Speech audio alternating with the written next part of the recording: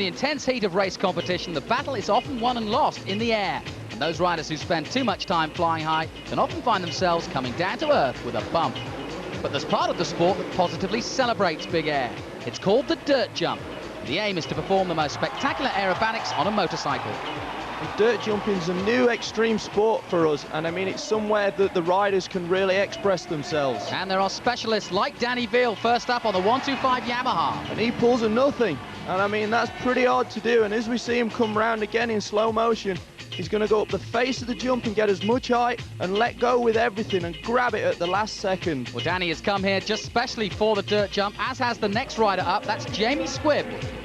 He's the local man from Exeter on the 250. And he pulls a heel clicker. I mean, that's again another odd thing to do. He comes up to the face of it, gets as much height, flips his legs over and tries to click them together. Doesn't quite make it though. Not quite, but them legs need to grow a bit more. Up next, for the dirt jump, it's Chris Brock on the Yamaha 125. He comes up the face and he pulls a no-handed landing. I mean, that's a real odd thing to do. As you see, he lets go of the bars now and lands with nothing on the bars. And if them bars were to flick to the side, they'd be spitting him off and it's gonna hurt. The crowd liked it and Chris shows his appreciation. Stuart Flockhart then up next. Kawasaki 250, he's great at this. And he's done a whip. I mean, as you can see, not quite as spectacular as the other things, but how good he does it, this one's perfect, and he whips it to the side. Yeah, Stuart's been winning competitions all over Britain. He knows exactly what he's doing here. Yeah, he's definitely the king of dirt jumping in England at the moment. Well, the crowd love his display as well. Certainly he's the king. The dirt jump belongs to him once again.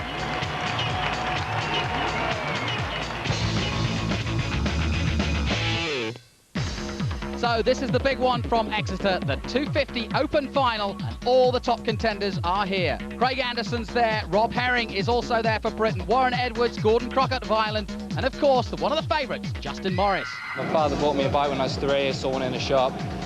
Rode that for around three years before then. I started on my 6th birthday. That's the age you can start at in England. And from there, basically started on a 50cc. And then you develop sort of like every 1-2 years to a 50 and then an 80cc and then obviously to a 125 and now obviously to the 250cc category. With the 125s it's more you're racing it to its absolute utmost speed because everyone can ride as fast as they can go, you know. But with 250s it gets a little bit more intense with the, you know, your lines and your basic like riding capabilities. So it is a lot difficult, but you know, modern day riders nowadays, they can, you know, swap and change and, you know, but at the end of the day, you find a bike which you like and then you stick to it.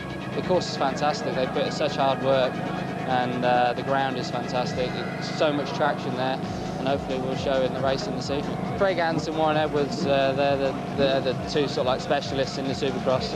Also Robbie Herring and Gordon Crockett, they're going to be the main guys. Justin Morris will want to make up for his semi-final fall over the whoops. He's got a chance to do it in the final. Certainly one of the favourites for this one. Here we go then. It's the final of the 250s. Away they go. Who's going to get that lead? And it's Rob Herring, I think. Yeah, it is Rob Herring who takes the lead, but all sorts of drama. And in fact, number 2, Warren Edwards, is down.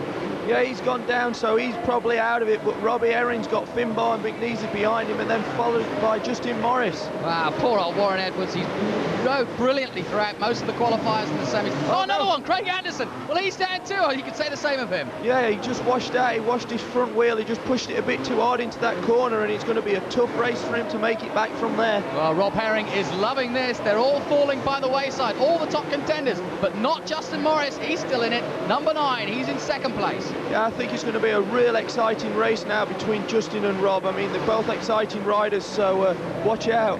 Now, the final, obviously, a little bit longer than the semis, so Rob Herring has got to hold on to this and try and keep Justin Morris off for as long as he can, because it's a long race. Yeah, it's about 3 times as long as the semis, so it's going to take a bit of physical strength at these last 5 laps to pull through. At the moment, it's just 2 riders in this. Gordon Crockett is in 3rd place, but you can see Morris is catching Herring as they go through the whoops again. Yeah, I mean, Gordon's not too far behind. One little mistake from these guys and he'll be on them, but at the moment he's not catching. Morris has always looked good at this turn. Is this where he makes his ground up? Yeah, I think so. I mean, as the race progresses, I think there's going to be more lines come where they start to try and pass each other. Another lap completed. Morris on the number 9 bike is in second place behind the Honda of Rob Herring, number 4, across the whoops again, and both these two are great exponents of them. Yeah, and I mean, you can just see how both riders are attacking. They want this win so much. I mean, it really means a lot to them. Yep, this is the final, remember. They've been working hard all weekend here indoors in Exeter. And, well, certainly a great move there by Morris. Tries up the inside. I mean, he pushed it up the inside, like I was saying, and he's going on. He's got him now. Justin's gone into the lead, but let's see what Rob tries on this next corner.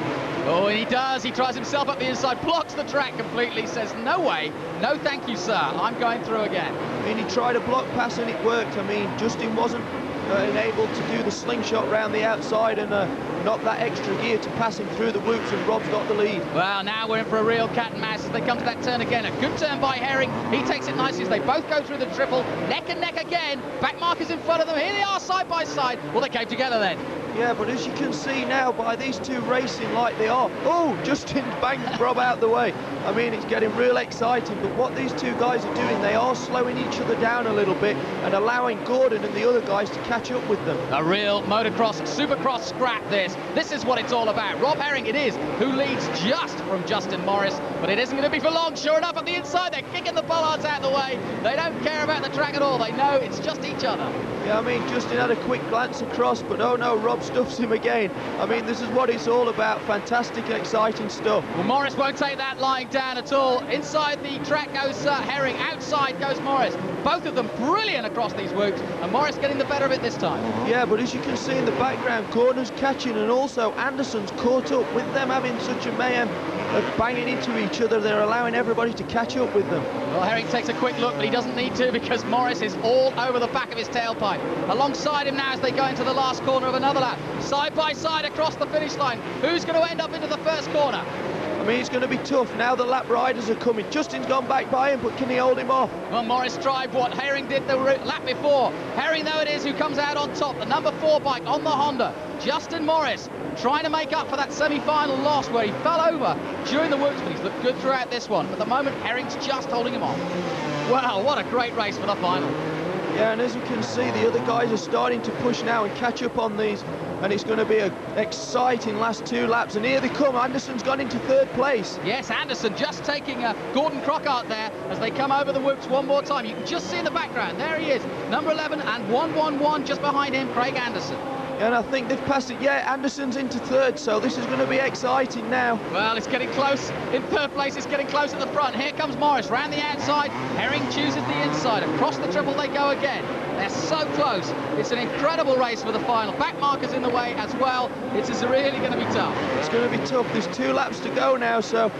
Inside line for Morris, outside for Herring. He holds it just as they go for the whoops one again, but Morris is pushing as hard as he can. I mean, both riders are just pushing with all the might now. I think there's 1 more lap after this left, and Anderson's right on them, and Gordon Crockart's not far behind, waiting for a mistake from somebody. Well, there is it. Morris goes through the inside. They're neck and neck, and Herring has lost that lead. He won't like that at all. He'll try and make a move, and he does up the inside here, but it isn't enough over this lap anyway. No, in this first corner, this is going to be the deciding spot. Whatever happens down here and down the whoops could decide the whole race. And there's 111. That's Craig Anderson along with him going through the whoops in 3rd place. Here comes Anderson as well. Oh, they came together. Morris and Anderson came together, and Herring's come off worse. Anderson looked for a piece of ground that wasn't really there, and he caught the A-bail, and it's knocked him down, and it's knocked him out of the race and let Justin go on. Oh, Justin Morris has got a bit of luck there as Craig Anderson, pulling everything out the bag to try and catch up with both of them, has given the race to Justin Morris. A brilliant display of riding by all the men involved. Gordon Crockart it is who comes through in 2nd place, and Rob Herring takes 3rd. Yeah, fantastic race for Justin. I mean, the first race out on the Emberson Yamaha, he couldn't be more happy. That's pretty impressive, well done. Such a good race. I didn't know who was coming from where. I could see like Craig and Gordon and I could see them all coming. I didn't know who was coming from where or what, and what a feeling, great. You and Rob were side by side throughout most of the race. We were making really good clean passes on each other, actually. It was really nice. Didn't actually touch each other once, which was really good, but good aggressive motocross, and what a way to go. Rob, what can I say? You came so close. Yeah, really close, you know. That was a really good battle for the lead. You know, Justin was riding hard and we swapped places with each other, but clean passing, you know, he rode good, I rode good. But old Craig Anderson was sneaking up on us, and he nearly had us both on these whoops. He got me, then he got Justin. They collided down the bottom, and I ran straight into Craig, into his leg. I hope he's all right, but that cost me second place. Hey, third place is better than fourth, so I'm happy to be on the podium. Well done, great race, just what we wanted, and the crowd loved it. Well, we got a British winner. We got a British 1, 2, 3, which is good. Well, we couldn't have asked for a more dramatic end to the day's proceedings, and the Brits came out on top in the UK Supercross, as we'd hoped they would do. Well, that's it from Exeter. Until next time, no question about it, UK Supercross has arrived.